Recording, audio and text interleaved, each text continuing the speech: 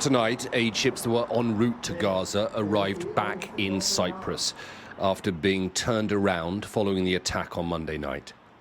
World Central Kitchen, which has been one of the biggest providers of aid in Gaza during this war, has now suspended operations after some of its staff were killed by Israeli drone strikes. The Israeli military says it is investigating and more aid will be allowed into Gaza from now on. The British Foreign Secretary said today that he will hold the Israeli government to that assurance.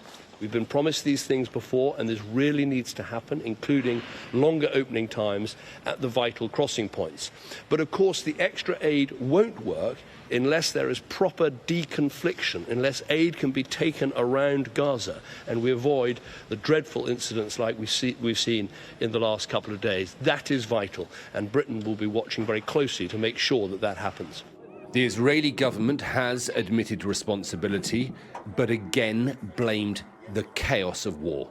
The fault was on Israel's side. It was a catastrophic failure. Yes, of course, it's a war. It was dark.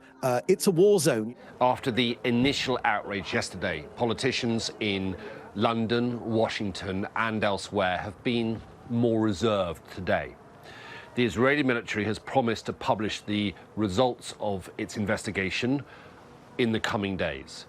So it could be that Western governments are waiting for that before deciding on their next steps. The 7 killed on Monday were not the first aid workers to be killed in this war. Almost 200 have now lost their lives over the past 6 months of fighting in Gaza.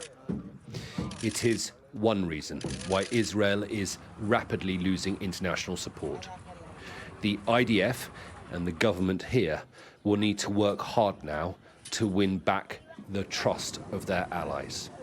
Alistair, Bunkhall, Sky News in Jerusalem.